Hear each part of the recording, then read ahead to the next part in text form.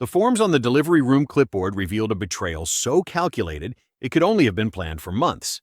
My name is Benjamin Smith, and I'm 33 years old. I spend my days gathering evidence in a small apartment across town, methodically building the case that will protect my future. My wife Tara's deception wasn't a single lie. It was an orchestrated campaign of doctored documents and carefully timed absences. The weight of her betrayal pressed against my chest that day in the hospital, but I kept my hand steady as I photographed every form, noted every timestamp, and remembered every face who witnessed what happened next. Some men might have raged. I chose a different path, one of documentation, legal precision, and unwavering focus on the truth. But let me start from the beginning. The fluorescent lights of room 304 cast harsh shadows across the medical equipment as nurses bustled around Tara. My watch read 3:47 p.m. when they announced the arrival. A healthy baby girl, 6 pounds, 8 ounces. I should have felt joy. Instead, a chill ran through me as Dr. Alvarez consulted his tablet, his rectangular glasses reflecting the screen's glow. The due date was February 15th, he asked, frowning slightly. That date didn't track. Not with the timeline I knew, not with the last time Tara and I had. My throat tightened, but I kept my expression neutral. Tara's phone buzzed on the side table. She'd kept it face down since I arrived, snatching it up whenever a message came through. Now she was too occupied with the nurses to reach it, and I caught a glimpse of the notification. Marcus, 2 missed calls.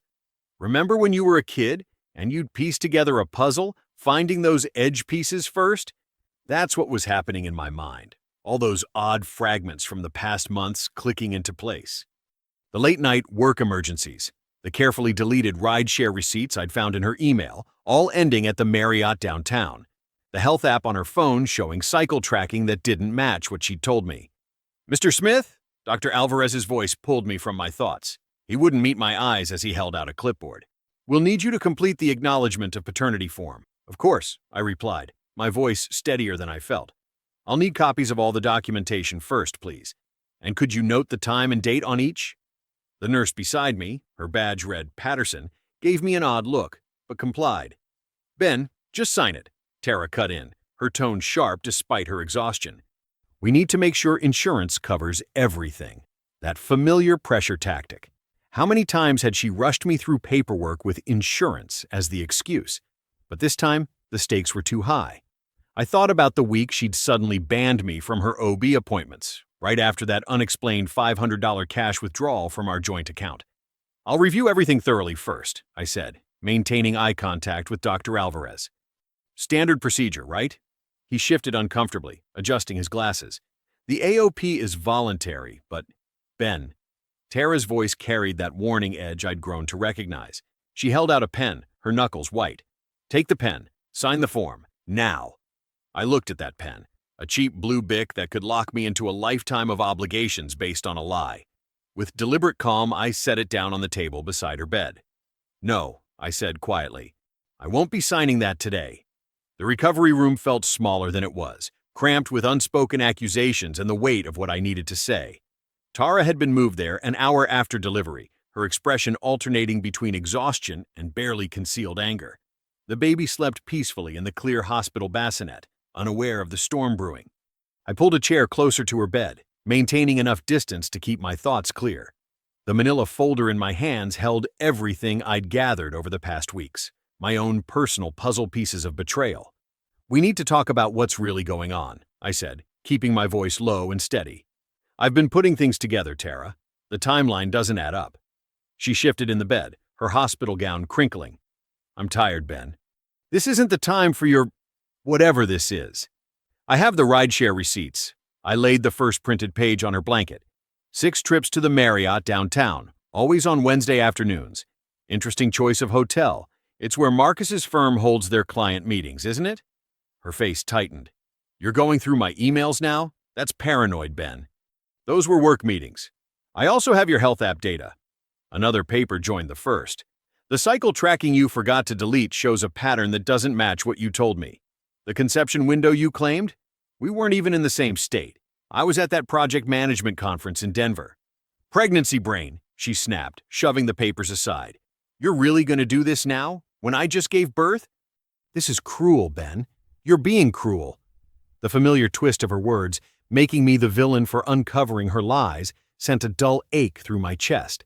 I remembered how she used to do this when I questioned the late nights, the unexplained expenses, the sudden change in her passwords. Then, explain the cash withdrawal, I continued, my tone remaining measured. $500 the same week you banned me from your OB appointments. Was that pregnancy brain too? You're abandoning me, she said, her voice rising. I'm lying here after giving birth to our child, and you're throwing around wild accusations because you're scared of being a father. A nurse paused outside the door, glancing in at Tara's outburst. I waited until she moved on. I'm not abandoning anyone, I replied. I'm refusing to accept lies. There's a difference. You're being ridiculous. Tears welled in her eyes, the same performance I'd seen whenever I got too close to the truth. I can't believe you'd treat me like this. After everything we've been through? No. I gathered the papers back into the folder. You don't get to rewrite reality, Tara. Not this time. Her tears vanished as quickly as they'd appeared. She leaned forward, her voice dropping to a harsh whisper. You want to play it this way? Fine. But I promise you, Ben, you're going to pay for this. One way or another, you're going to pay. The night settled into the hospital room like a heavy blanket, broken only by the soft beeping of monitors and distant footsteps in the corridor. The fluorescent lights had been dimmed, casting shadows that seemed to dance across Tara's face as she lay there, her earlier fury giving way to something more calculated. I'd moved to the window, watching the city lights flicker in the distance. The view reminded me of our first apartment together, where we'd sit on the fire escape counting stars and planning our future. Amazing how memories can turn bitter so fast. Ben? Her voice was honey-sweet now, barely above a whisper. Come here, please? I turned but didn't move closer. I'm listening. Look, I know you're upset. She adjusted herself in the bed, wincing slightly. But we can fix this. We're both tired. Emotions are running high. It's been a long day. That's one way to put it. You're making this into something bigger than it needs to be, she continued, her fingers plucking at the blanket's edge. If you just stop making a scene... I'm not making a scene, Tara. The calm in my voice surprised even me. I'm making a record. She frowned, confusion crossing her features. What do you mean? Every conversation we've had since I walked into this delivery room has been documented. Every form you tried to get me to sign, every threat you've made, it's all going into the official record. The monitor's steady beeping quickened slightly as Tara's pulse increased. Official record? What are you talking about? I'm talking about the process server who's already on their way to this hospital. I kept my voice level, watching as the color drained from her face. They should be here any minute now. Process server? Her whisper cracked. You can't be serious. Dead serious. I glanced at my watch. Should be walking through that door right about... Footsteps echoed in the hallway, growing louder with each step. Tara's eyes widened, the manipulation vanishing from her expression as panic took its place. She stared at the door, her mouth opening and closing without sound.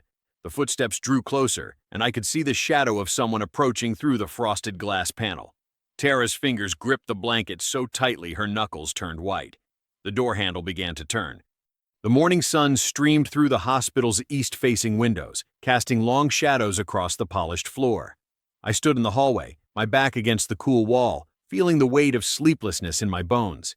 The coffee from the nurse's station tasted like warm cardboard, but I gripped the paper cup like a lifeline. Benjamin Smith. A tall man in a crisp charcoal suit approached, leather briefcase in hand. Colin Prieto. We spoke on the phone. I straightened up, recognizing the steady voice from our late-night call. Thank you for coming so quickly. Time matters here. Colin set his briefcase on a nearby chair, extracting a manila folder. I've prepared preliminary documents based on our conversation, but first we need to verify the hospital records. As if on cue, a nurse with kind eyes and a no-nonsense bearing approached us. Her ID badge read, Anika Patel, charge nurse. Mr. Smith? She held a tablet, her expression professional. I understand you're requesting confirmation of certain documentation attempts. Yes, I glanced at Colin, who nodded encouragingly. Specifically about any paperwork filed regarding the birth and paternity acknowledgement. Nurse Patel's fingers moved efficiently across the screen. Our audit log shows an attempted submission at 2:47 a.m. She looked up, meeting my eyes. Without your signature present, the system flagged it immediately. My jaw tightened. Even after our confrontation, Tara had tried to push it through anyway. The coffee turned bitter in my mouth. "We'll need an official copy of that log," Colin said, already making notes. "Now, Benjamin, we need to discuss timing." He turned to face me fully. "There's a 30-day window to legally contest paternity. After that, regardless of biological reality, you could be permanently liable for support." The fluorescent lights suddenly seemed too bright. 30 days? From birth. Miss the deadline, and the court typically won't hear it. Colin's voice remained steady, anchoring. "The good news is, we're ahead of it. I've prepared the contestation filing. We can submit it today, right now, and request an immediate DNA test order." The hallway felt like it was tilting. I remembered all those nights I'd stayed late at work, proud to be providing for our future family. Now, every extra hour felt like another chance for Tara to forge my name, to trap me in a lie. "The hospital documentation helps us," Colin continued, spreading papers on the small table between chairs. "Nurse Patel's confirmation of the attempted unauthorized filing strengthens our case significantly." I picked up the pen he offered, its weight familiar yet different from the one Tara had tried to press into my hand hours before. "Where do I sign?" "Initial here, here, and sign at the bottom." Colin pointed to each spot. "This starts the clock on our side, freezes any financial claims until paternity is established, and requests emergency consideration due to the attempted fraud." The pen moved across paper, my signature transforming from a symbol of trust betrayed into a tool for protecting truth. Each stroke felt like laying down a boundary, rebuilding what Tara had tried to tear down. Colin gathered the documents, his movements precise. "I'll file these immediately." He looked me directly in the eye. "But Benjamin, you need to understand. Tara isn't going to accept this quietly. People who attempt this level of deception rarely do when they're exposed." The afternoon light had shifted to that harsh midday glare when my phone buzzed with Colin's call. His voice carried the controlled urgency I was starting to recognize. "She's filed an emergency motion," he said without preamble, "claiming abandonment and seeking immediate support orders." I pressed my fingers against the bridge of my nose, remembering how Tara used to joke about my tendency to overthink everything. "How bad?" "She's painting you as a deserter who walked out on a newborn. Standard playbook, trying to force the judge's hand with emotional leverage." Papers rustled on his end. "We'll counter, but—" My phone chirped with an incoming text. Tara's name flashed across the screen. "You'll pay either way." "Benjamin, you there?" "Yeah." I swallowed hard, tasting metal. "Just got a text from her. Says I'll pay either way. Document it. Screenshot, timestamp, everything. This kind of threat helps our case." I ended the call and sat at my desk, staring at the blank wall of my office. The familiar scent of coffee and printer toner grounded me as I opened my laptop. Time to build our wall of truth. First, the bank statements. I'd always handled our finances, tracking everything in neat spreadsheets, a habit from my Air Force days that Tara used to tease me about. Now those meticulous records would speak volumes. 3 suspicious cash withdrawals in the past 4 months, all on days she claimed to be shopping with friends. Hotel charges disguised as spa treatments. The pattern emerged like a time-lapse of betrayal. My doorbell camera app came next. I'd installed it last year after a package theft scare, never imagining it would capture something far more valuable than Amazon deliveries. The footage showed what I needed: timestamps of late-night drop-offs, a familiar car idling in our driveway at 2 a.m. while I was away at a project meeting in Denver. The calendar was the final piece. I pulled up my work schedule, her doctor's appointments, the business trips that suddenly couldn't be rescheduled. The conception window became crystal clear, falling precisely during my 2-week assignment in Phoenix. The math didn't lie, no matter how much she tried to blur the edges. Each piece of evidence went into a dedicated folder, digital and physical copies, everything labeled with military precision. This wasn't about revenge. It was about protecting my future from a lie that could follow me for decades. Hours passed as I assembled the proof. The office grew quiet around me, other workers heading home while I stayed, cross-referencing dates and documentation. The stack of evidence grew steadily, each page another brick in the foundation of truth. My phone lit up again, another court notice. Tara wasn't backing down. But neither was I, and I had something she didn't. Facts that couldn't be manipulated, times that couldn't be changed, math that wouldn't bend to emotional blackmail. I looked at the organized files before me, then at her threatening text still glowing on my phone screen. Her words were meant to break me, but instead, they'd helped build my case. Every threat, Every lie, every attempted manipulation, all of it would come to light. Another notification flashed, a new court filing. My hands remained steady as I reached for it, ready to add one more document to the growing arsenal of truth. 3 days after the emergency motion landed, I sat at my kitchen table surrounded by paper trails. The morning sun cast long shadows across bank statements and legal briefs when my phone lit up with an unfamiliar number. My coffee had gone cold, forgotten during hours of document review. "Mr. Benjamin Smith?" A woman's voice, professional but concerned. "This is Margaret Chen from First State Credit Union's Mortgage Division." I straightened, pen hovering over my notes. We'd been members there for years, but I hadn't applied for anything recently. "Yes, how can I help you?" "I'm calling about a mortgage pre-approval application submitted 2 weeks ago." She paused, paper shuffling in the background. "There seem to be some discrepancies we need to verify." The pen slipped from my fingers. 2 weeks ago, Tara had still been pregnant, still maintaining her web of lies.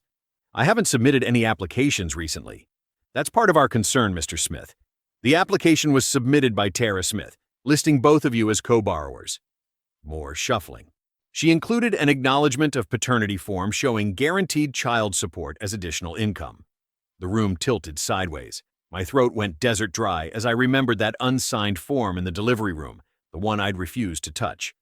"Could you repeat that?" "The AOP form," Margaret said, her tone shifting. "It bears your signature, dated last week. Given recent flags in our system regarding potential identity concerns, I wanted to verify I never signed an AOP." My voice came out steady, despite the tremor in my hands. In fact, I explicitly refused to sign one at the hospital. Silence stretched between us. The magnitude of what Tara had attempted crashed over me like Arctic water. She hadn't just lied about the baby, she'd forged my signature, tried to leverage a fake paternity acknowledgement into financial gain.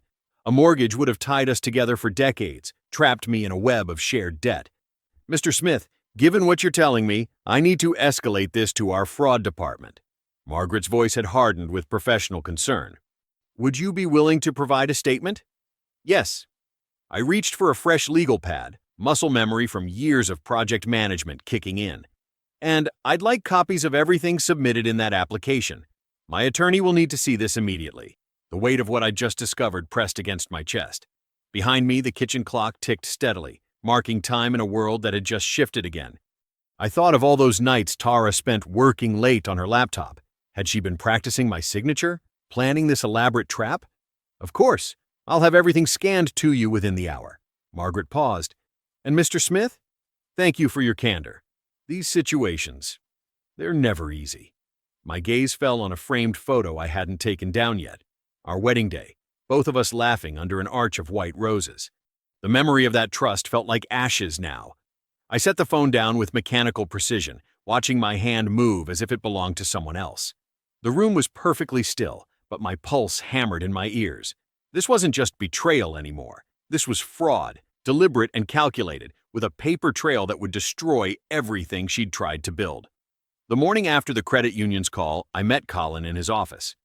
Summer heat pressed against the windows, but inside, the air conditioning kept everything crisp and clear, like my thoughts needed to be. "A forged AOP." Colin leaned back in his chair, tie loosened slightly. "That's not just desperate, Benjamin. That's criminal." I spread the credit union documents across his desk. Margaret Chen sent everything within an hour.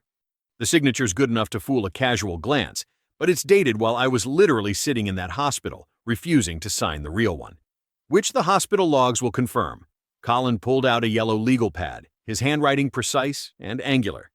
"We're filing subpoenas today. Credit union records, obviously. But we need that hospital audit log. Every keystroke, every form access, every failed submission attempt." The memory of that delivery room hit me. The beeping monitors, Tara's phone face down, the nurse's concerned glance when I wouldn't sign. I rubbed my temple, forcing the image away. "What about her health app data?" "Smart," Colin nodded, adding it to his list. "Those timestamps can't be altered after the fact. They'll show appointments, cycle tracking, everything she tried to hide. We subpoena those records directly from the app company. Maintains chain of custody."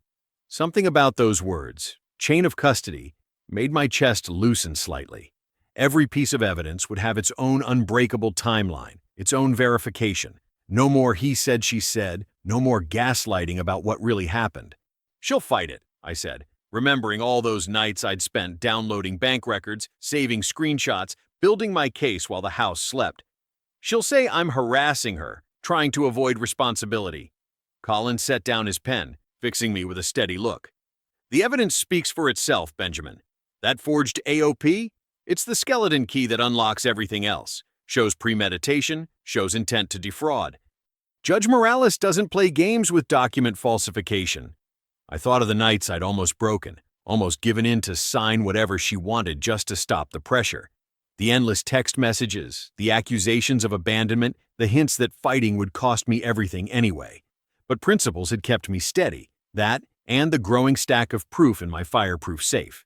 How long until we're in court? I asked, watching Colin organize the subpoena requests into crisp manila folders. I'll file these today. Emergency motion, given the forgery. He checked his watch. We should have everything within 72 hours. The app data might take longer, but the credit union and hospital records will be enough to start. I stood, straightening my tie. The courthouse was 6 blocks away, and Colin's paralegal had already prepared the filing packets. In my briefcase, every document was organized chronologically, every piece of evidence labeled and copied in triplicate. You ready? Colin gathered his suit jacket, checking that his bar card was clipped to his lapel. I thought of Tara's text messages, her threats about making me pay either way. But evidence doesn't bend to threats. Proof doesn't crack under pressure. Yeah, I said, lifting my briefcase. I'm ready. The walk to the courthouse stretched ahead, each step bringing me closer to the moment when Judge Morales would see exactly what Tara had tried to do. My hand tightened on the briefcase handle, feeling the weight of truth inside. Courtroom 3 felt smaller than I remembered from my jury duty days. The wood panels seemed to lean in closer, the fluorescent lights burning a shade brighter. I sat beside Colin at the plaintiff's table, our evidence arranged in perfect chronological order. Across the aisle, Tara perched at the edge of her chair, designer blazer crisp despite the summer heat. Her attorney shuffled papers without really looking at them. The gallery behind us sat empty, just us, our lawyers, and the truth waiting to be heard. Judge Morales entered, his robes settling as he took his seat. He adjusted his glasses, peering down at the initial filing. Counsel, proceed. Colin rose smoothly, his voice steady. Your Honor, we're presenting evidence of deliberate paternity fraud, including a forged acknowledgement of paternity document submitted to obtain financial leverage. My chest tightened as Colin laid out the timeline. The hospital records came first, timestamps showing repeated attempts to file the AOP without my signature, each one rejected by the system. Nurse Patel's sworn statement confirmed my refusal to sign, documented minute by minute in the delivery ward log. And here, Your Honor, Colin continued, the credit union records showing Mrs. Smith attempted to use this forged document, dated during the exact hours Mr. Smith was actively refusing to sign the real one, to secure a mortgage pre-approval. I watched Tara's face as the rideshare data appeared on the courtroom's display screen. Time-stamped trips to the Delta Hotel, always on Wednesday afternoons, always when she claimed to be at prenatal appointments. Her fingers twisted in her lap, but her expression remained fixed in practiced innocence. Judge Morales studied each exhibit, his reading glasses low on his nose. The room felt charged with the weight of exposed lies. When he looked up, his gaze cut straight through Tara's performance. Mrs. Smith, he addressed her directly, these records paint a concerning picture of calculated deception. Your emergency motion alleging abandonment appears to be retaliatory, given the timeline presented. Tara's attorney started to speak, but Judge Morales held up his hand. Moreover, counsel, you filed that motion without proper due diligence. The hospital records alone should have given you pause. I remembered all those nights documenting everything, saving every receipt and screenshot while doubt tried to creep in. Now, each piece of evidence landed like a hammer-striking truth from stone. The court orders immediate DNA testing, Judge Morales declared, his tone brooking no argument, and sanctions against defense counsel for filing a knowingly false emergency motion. Mr. Prieto, prepare the order for my signature. We'll reconvene when the results are available.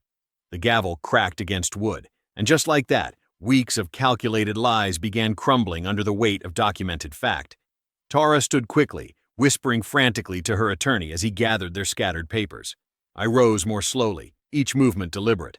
The truth didn't need to rush. As we filed out of courtroom 3, Judge Morales' words followed us into the marble hallway.